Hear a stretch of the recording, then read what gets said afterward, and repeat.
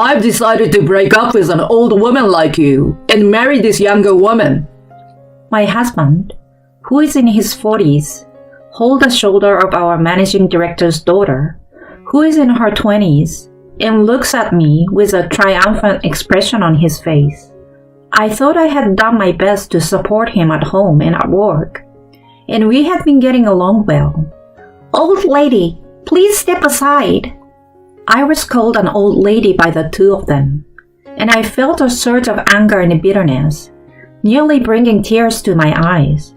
While I had been working hard, my husband was having an affair.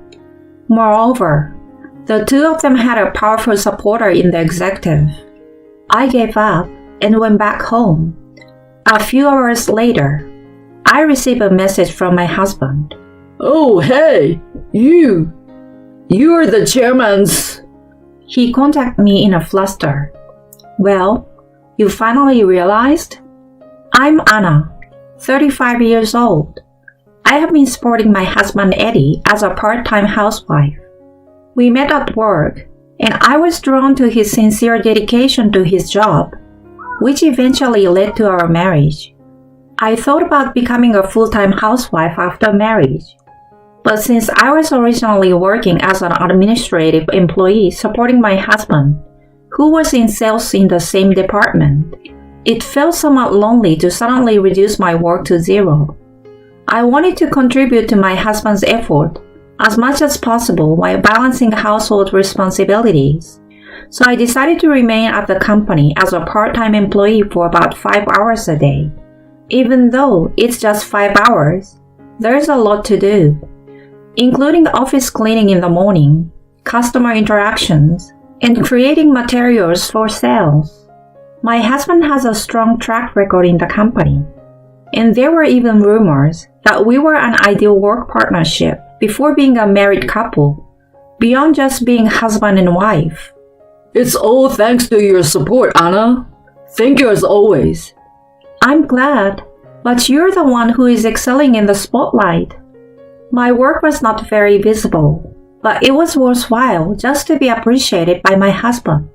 One day, my husband was promoted to section manager for his sales performance. While his department didn't change, his role shifted to include not just sales, but also being a team leader, which meant I couldn't support him as closely. It's a bit lonely, but it means Eddie's talent is being recognized, right? I felt like my husband had become somewhat distant, but it's true that I was happy for him, as if it were about myself. I said to my husband, "Congratulations! You will have to work even harder from now on." He responded with a beaming face. "Anna, thank you. I will be counting on you from now on." He said something like that. If we have children in the near future, being a stay-at-home mom might be a good option. With my husband's promotion, I started to consider such things. "I will be counting on you from now on," my husband said while looking directly into my eyes. However, the peaceful daily routine began to change due to the arrival of a certain woman. One day, an introduction was made about the new employee who had joined the company as a mid-career hire. She was hired as a regular employee and was said to be in the same administrative role as me. Around me, there were whispers of "she's a managing director's daughter. It's a nepotistic hire. Oh, she's a managing director's daughter. I'm Kathy. Nice to meet you." The woman named Kathy, who introduced herself, gave off an easygoing vibe, for better or for worse, rather than appearing particularly serious. "Nice to meet you. Are you Anna?" She approached me with a smile. It seems that I was designated to teach her the administrative tasks. "Kathy, nice to meet you. I've been around here as a veteran employee, so feel free to ask if you have any questions." I returned the greeting, but in the next moment, she uttered words that left me astonished. "What? The person supposed to teach me is just a part-time old lady? What a shame! What's with this girl?" Her attitude was so shocking that I was at a loss for words. "Oh, please don't be too strict with me. My father is a managing director, so I can tell him anytime, you know." She speaks jokingly, but her eyes were not smiling. Despite her demeanor, she was hired as an administrative employee, so I had to teach her the basics. I had a feeling it wouldn't go smoothly, but I prepared myself to deal with her. "This is a coffee for the customers. Use this cup." "Are you even listening?" Despite my explanation, she casually responded while looking at her nails. "Yeah, and I don't want to make coffee. I'm not here to do odd jobs." She laughed as if mocking both the job and me, and her attitude remained consistently dismissive. No matter what I tried to teach her, she didn't listen to me and had a rebellious attitude. But for some reason, she used a sweet voice and approached my husband Eddie. "Eddie, how about some coffee?" Why won't she make coffee for the customers, but is willing to make it for Eddie? I couldn't get into the right mood due to her carefree behavior.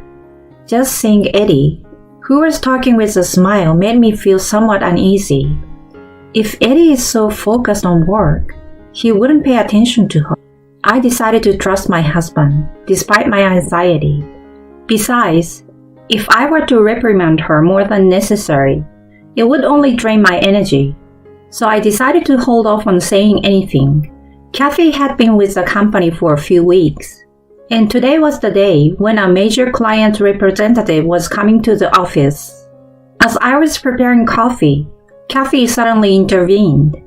She had never shown any interest in preparing for visitors before.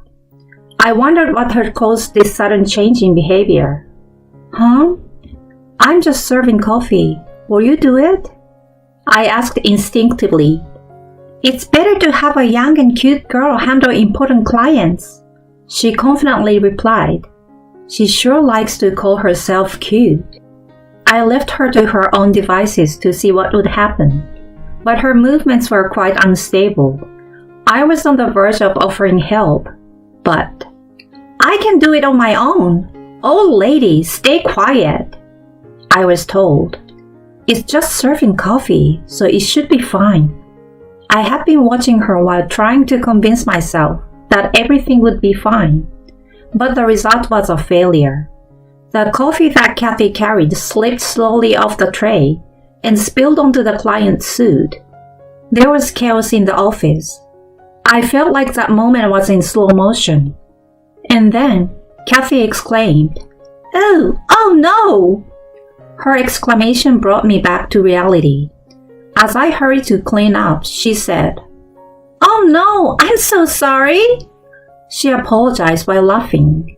She did utter an apology, but it was clear she was joking, and it seems like she believed her use would excuse her behavior. Despite the desperate attempts of the co-workers around her to apologize, it seemed the clients were quite upset and didn't appreciate it. "Cut the nonsense!" The client said this and left. Oh, today was a real mess.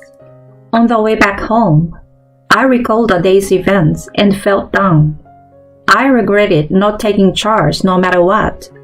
The day after this failure, when I arrived at work with a heavy heart, I was summoned by the managing director, Kelvin. Oh, am I going to be scolded again? I entered the office of managing director Kelvin, worried that maybe he would reprimand me for the lack of guidance regarding yesterday's incident. To my surprise, I found not only Kathy, but also my husband Eddie in the room. "Anna, it seems you were quite disrespectful to an important client yesterday." He wasted no time and immediately spoke with a stern expression as soon as I entered the room. "I'm so sorry. My guidance was lacking." "Guidance? Are you trying to shift the blame onto my daughter like that? It seems that despite spilling coffee, your apology was lacking in sincerity." Apparently, there is a discrepancy between what the executive director is telling me and what I remember happening. No, well, yesterday. I had intended to counter his words, irritated by the way he seems to be defending his daughter. However, Kelvin interrupted me. Your attempts at making excuses were embarrassing. Your husband Eddie witnessed the blunder too. He continued to press the issue. Huh? Why did Eddie? I couldn't fathom why he was siding with Kathy, so I shifted my gaze toward my husband. However, he avoided making any eye contact with me. There's no escaping it now. You were originally a part-timer, so you don't need to come in anymore. You're fired. What? Fired? For a moment I was lost in thought, not understanding what the managing director meant. Why am I the one taking the blame for Kathy's mistake? It finally dawned on me.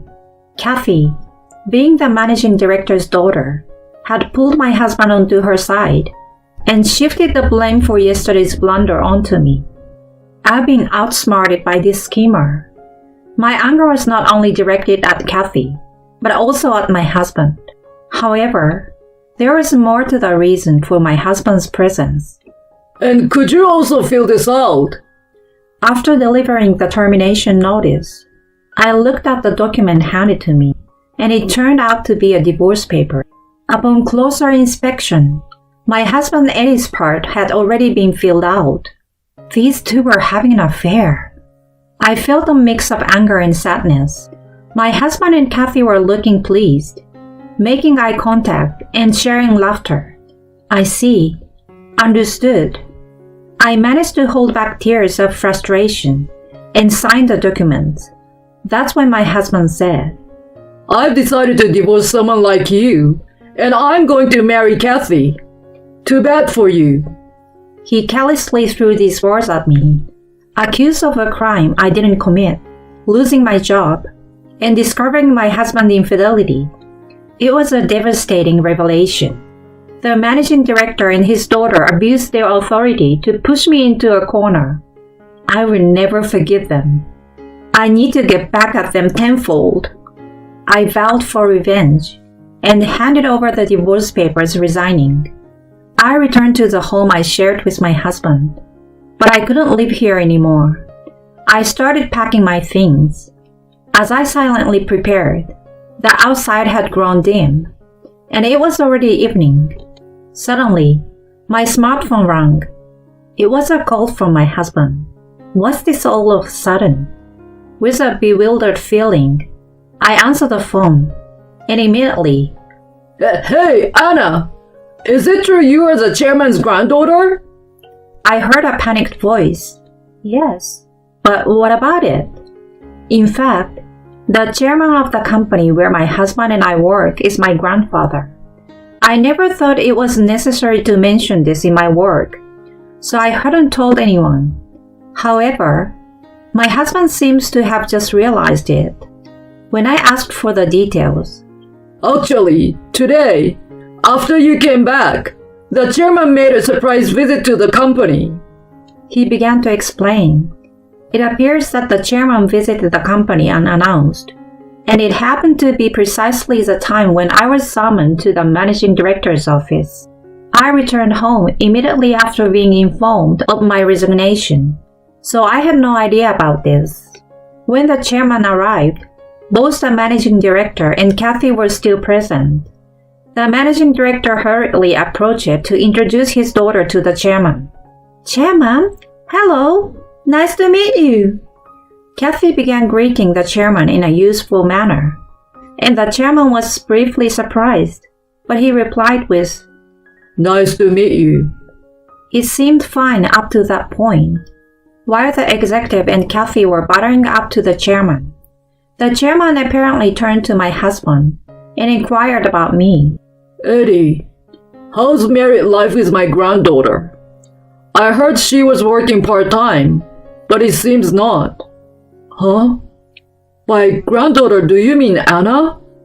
At that moment, things took an unexpected turn. Granddaughter, Eddie, is your wife the chairman's granddaughter? Huh? But they said she was fired just a while ago. The managing director silenced Kathy to prevent her from saying more, and they decided to explain that I was on sick leave for the time being.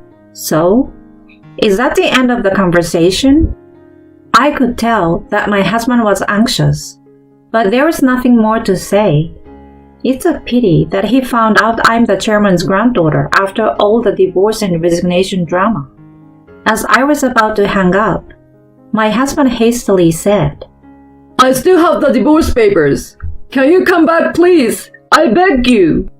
He initially tried to curry favor with the managing director's daughter, but since the chairman holds a higher position, he must have thought that being married to me would be more advantageous in terms of career advancement.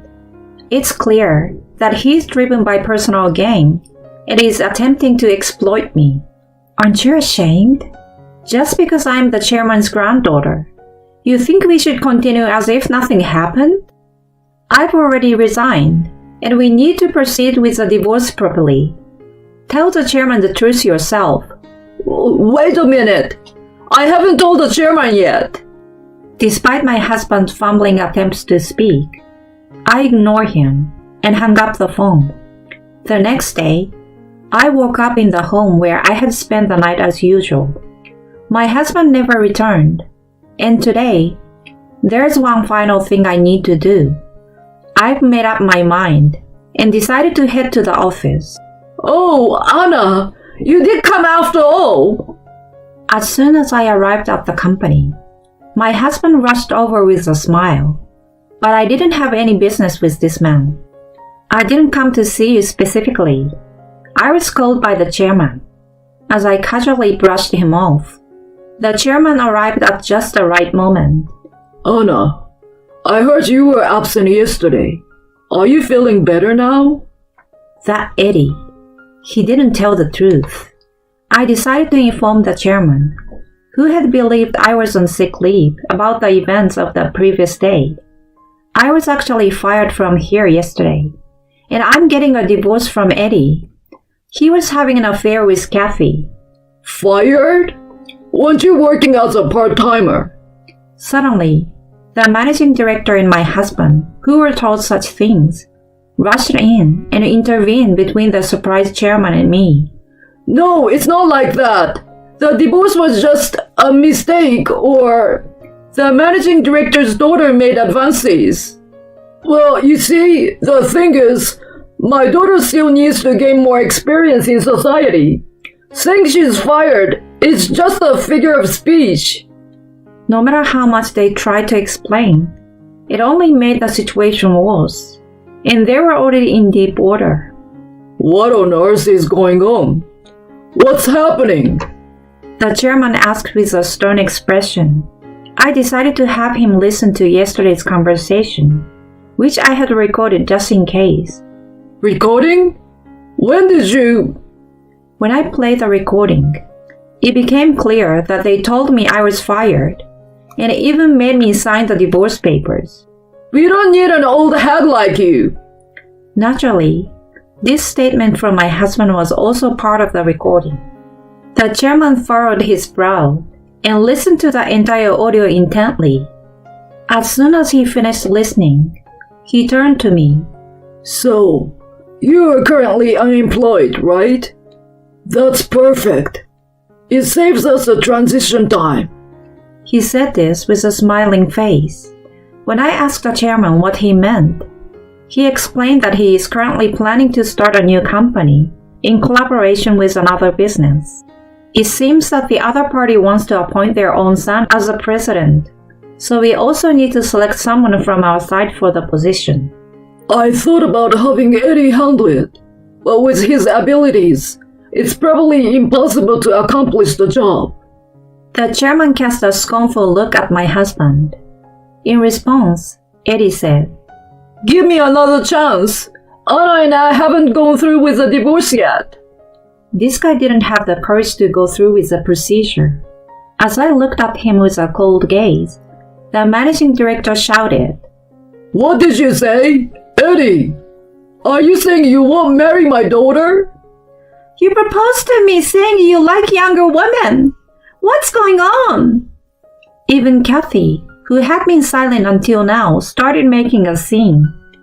If I had known Anna was the chairman's granddaughter, I would have never considered someone like you.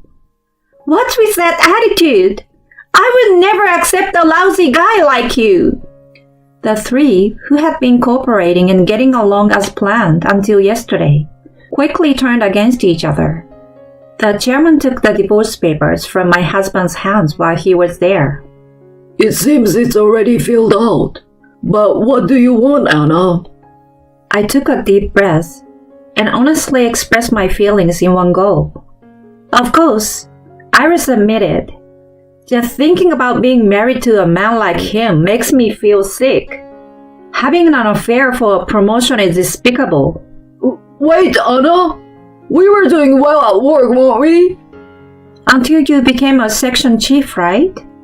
Were you planning to aim for the managing director position next? Extending your advances to younger colleagues? Why don't you marry Kathy and let her arrange everything for you? My husband was left speechless, biting his lip. So, what are you going to do, Anna? I've heard that the sales department's performance has been declining since you went from a full-time employee to a part-timer. Oh, well, that's... Even though you were an administrative worker, your support was significant, right? In fact, I heard that our department's performance declined because there was no one else capable of tasks like creating sales materials after I became a part-timer. The managing director, who had wrongly fired me without recognizing my work as an administrative worker, bore a heavy responsibility. In part to atone for this mistake, the managing director was moved to the sales department to relearn the sales profession.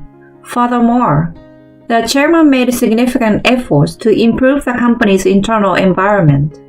He emphasized that tasks such as customer service and cleaning should be carried out without distinction of gender. He even conducted discreet investigations to check if there were any employees displaying overbearing attitudes. As a result, many of the managing director's wrongdoings came to light. The managing director had obtained his position by imposing his work on others and taking credit for their achievements without contributing his own efforts. There were many pieces of information like this from other employees, and it seems that no one helped with the work even after transferring to the sales department. As a result, the sales department's performance suffered. Similarly, my ex-husband had to start over in the sales department as a regular employee. But the reason he had a good performance before was because I was supporting him. He lamented that there was no place for him in the company, as rumors about him were incessant, like the man who had an affair and attempted to exploit internal pressure for divorce. Kathy naturally didn't take her job seriously, and it said she couldn't even handle simple tasks, and during a day full of scolding. "I don't have to do this," she complained. But she could no longer use the title of the managing director's daughter. She was repeatedly criticized for her manners and language, leading to her resignation. I heard that the managing director and my ex-husband also lost their place within the company and were pushed into voluntary retirement. On the other hand, after completing the divorce proceedings following the turmoil, I became a free woman. I also got involved in the launch of the new business that the chairman had mentioned and began dating the son of the other company's president. Of course, I demanded a substantial amount of alimony from my ex-husband and the managing director's family. When you think about it, the managing director was actually supporting the affair between my ex-husband and his own daughter. All three of them did something stupid, even if it was for their own positions. Sometime later, I had a child and got married. Unlike my ex-husband, my current husband is a kind and nice man with a good job. He always takes care of me, and I feel like I finally have true happiness. For those who seek to attain social status by pushing others down, or believe it's all due to their own abilities, there might not be the bright future ahead. As for what happened to those three afterwards, I don't know. But I hope they continue to appreciate the support they received from those around them. Looking ahead, I will be busy with household and childcare duties. but I intend to build a happy family with the cooperation of my husband.